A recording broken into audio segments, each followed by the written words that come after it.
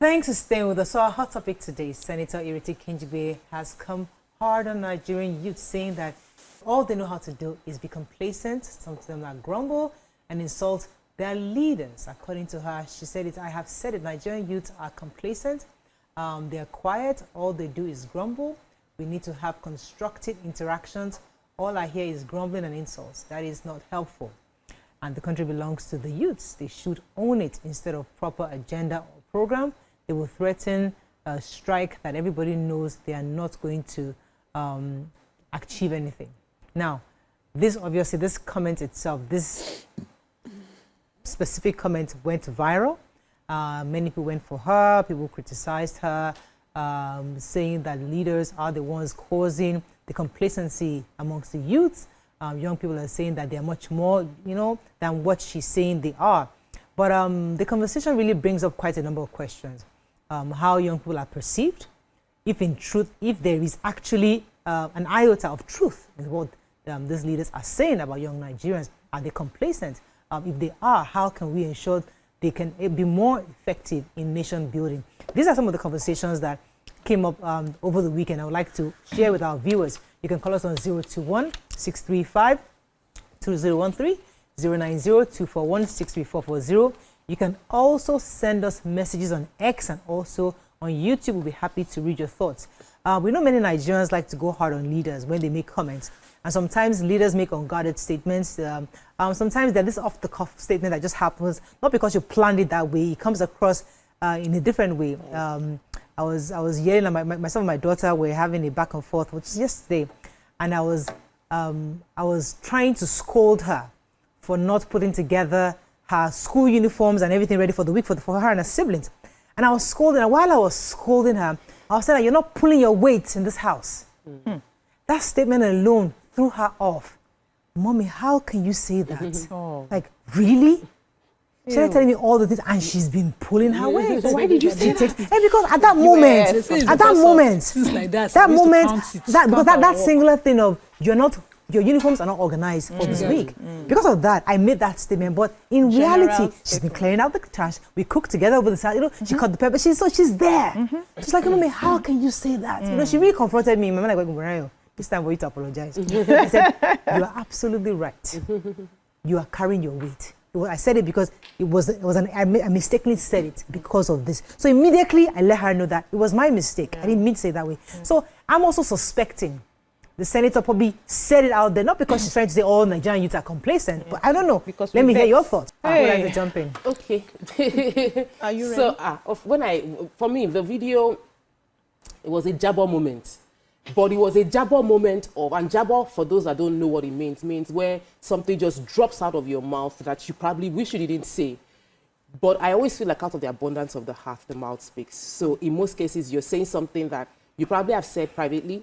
Maybe you would wish you didn't say it publicly because the backlash has been huge.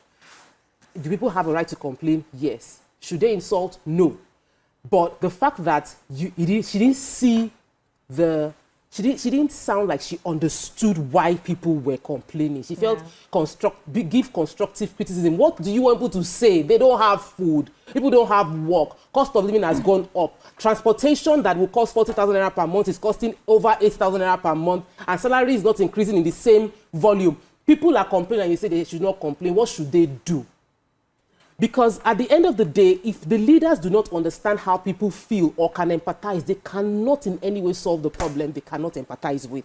So I hear her and I feel like, yes, this is a moment she shouldn't have said. But it also gives us an inkling to what we're dealing with as citizens, that, these leaders, we need to change strategy. And I feel that while Nigerians can be bashing her for what she said, let us listen to her and think about it, that we have been shouting this shout since. It's not getting us what we want. So obviously, the leaders we are talking to, they don't understand us. All they are hearing is noise. Let's sit down and tell ourselves, if we continue making noise for the next 5 years, we will still not get anything. Let us show what we're doing. Even as we're calling out our leaders, I feel she shouldn't have said this statement.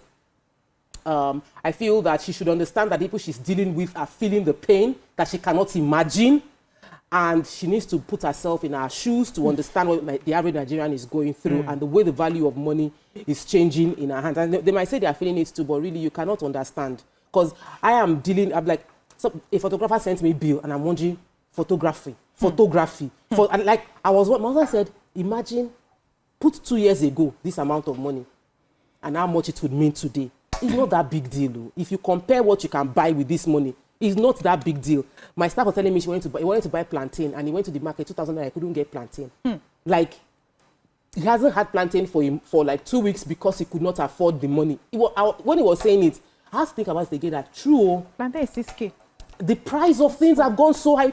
So that kind of person will complain. You say the person is just grumbling. Okay. Thank you for the way you came back, and then you stopped because you just went to do what she talked about.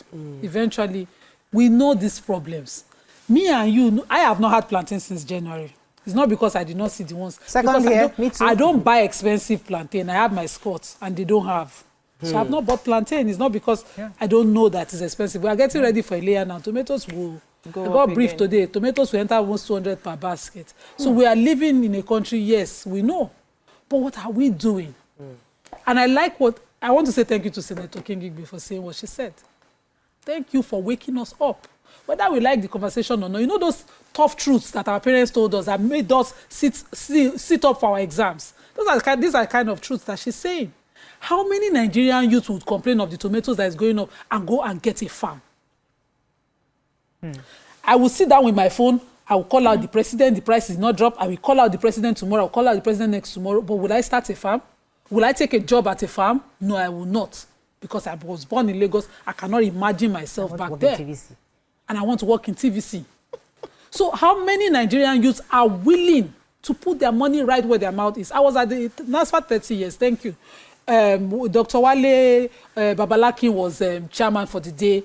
BRF was guest lecturer for the day. We had the former Interior Minister, Ralph Aregbesola, seated. We had the former Commissioner for Works Lagos seated.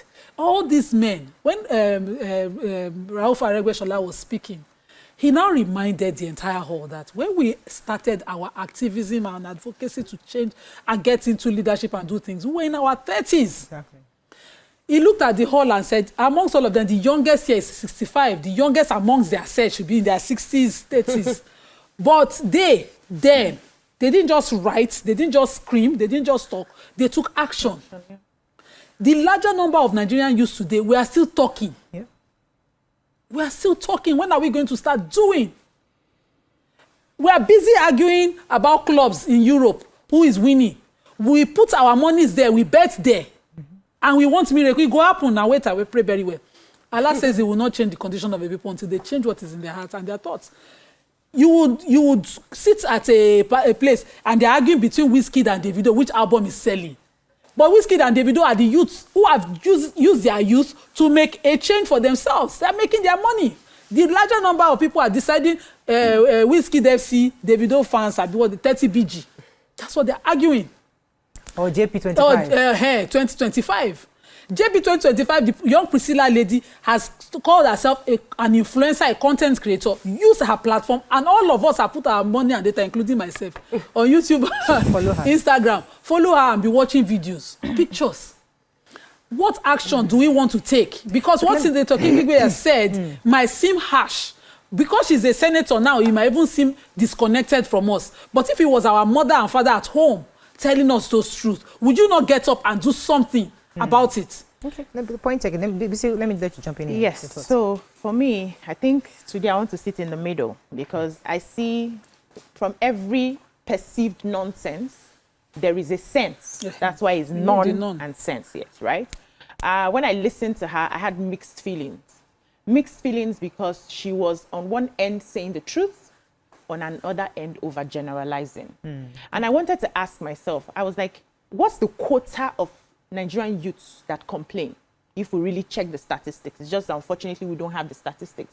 We always assume that those people on maybe Twitter, Instagram, Facebook are the majority of the Nigerian youths. I come across a lot of Nigerian young people and I see how hard they work. And it was a conversation I was having with an elderly person some time ago. And he was telling me that the youth work so hard right now, but because there's no enabling environment, it seems like their effort is not yielding success compared to their own generation, where they had more of an enabling environment. So with the little one, somebody was able to buy a bank at the age of 30 without money, right? But you see a lot of struggle. Nigerian youths are constantly creating things, doing businesses, struggling to survive. But it seems like the effort they are putting in, the result is not commensurate because of the harsh situations that we find ourselves. If you check the statistics since how many years ago now, businesses are collapsing. These are young people. I had there was a time I was selling bags, locally made bags. This young girl was making the bags for me. By the time I didn't sell them for a while. By the time I came back, she said she has packed up the business because she could not source for raw materials. Everything had gone up. She couldn't afford it. So if she was giving me a price, it would be too expensive. Then when I now add my markup, how much am I going to sell to the public? So we see young people. I'm not talking about those ones who laze around with their phones, and those ones, as far as I'm concerned, cannot make any change. And that's why I expect a leader not to focus on what those ones are saying. You pick what they are saying. Are people hungry? Yes, people are hungry. You go back to the house and ask yourself, what do we do so that people will have food? Then you spot those ones who are making a change, who are constantly working in their different spheres. As okay, how can we help them? We also have a Nigerian problem, which plus the leaders, the followers, all of us are dubious in nature.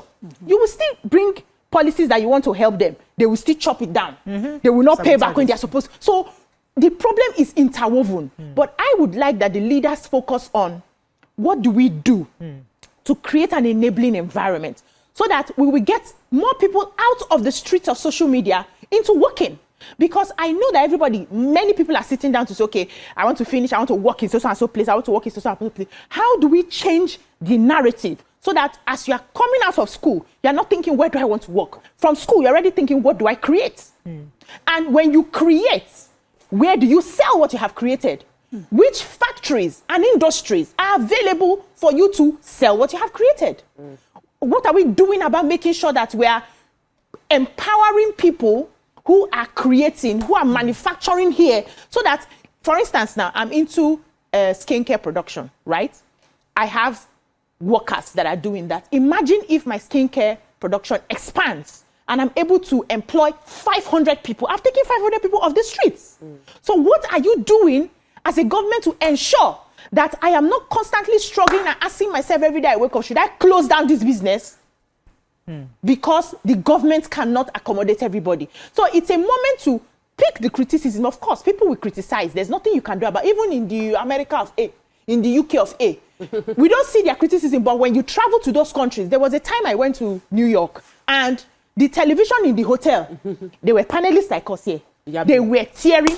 I didn't even know that America had such issues. They were tearing the government. They were tearing, this is not working, that is not working in this county, this is not working in this county. I was like, so these people do the same thing. You can't stop people from criticizing the government because they will criticize from where they are.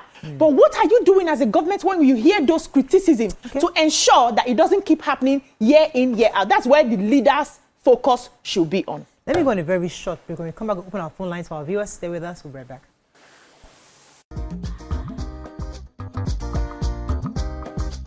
Stay tuned. Your View will be right back.